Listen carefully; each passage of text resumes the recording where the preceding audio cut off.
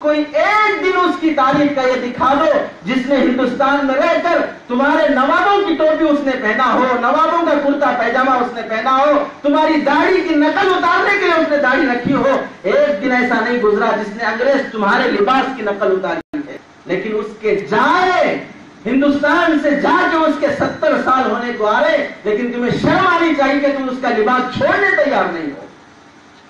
वो यार रहकर एक दिन में तुम्हारा लिबास नहीं पहना, वो जाके 100 साल 70 साल होने को आए, लेकिन तुम आज वो लिबास छोड़ने के लिए तैयार नहीं हो। सर पे उसी की नकल, चेहरे पे उसी की नकल, लिबास में उसी की नकल, तहजीब में उसी की नकल, शादी ब्याह में उसी की नकल, जोए जहेज के नाम पे भीख मांगना तुम्हारे मुआशरे में जो आम है। लड़की जिससे रिश्ता तुम मांगने जाते हो, क्या मांगने जा रहे हो?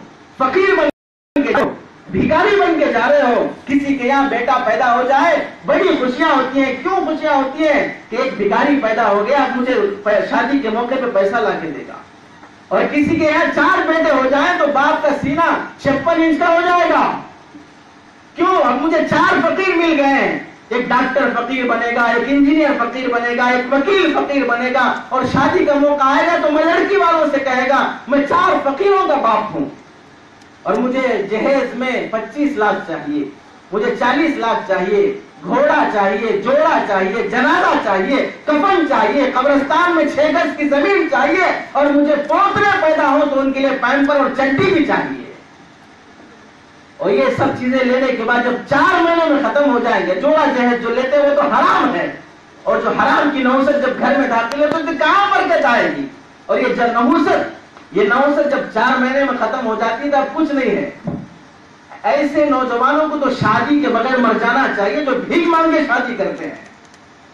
हजरत मौलाना सज्जाद साहब दामद बरकातुहू फरमाने लगे, दिल्ली यूनिवर्सिटी के बड़ी प्रोफेसर लेडीज मुझसे कहने लगी, हमारी यूनिवर्सिटी की कई गैर मुस्लिम लड़कियां इस्लामी लिटरेचर पढ़कर वो मुसलमान होना चाहती है, इस्लाम की खूबियां देखकर वो इस्लाम में आना चाहती है।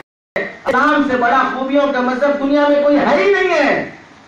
वो इस्लाम ही की तो ताकत थी जिसने सारी दुनिया के मुक्के से, वो सारी दुनिया उसके मुक्के से डरती थी। एक साइकिल की चोरी हो जाने पर वो अपने चोर से बदला लेने के लिए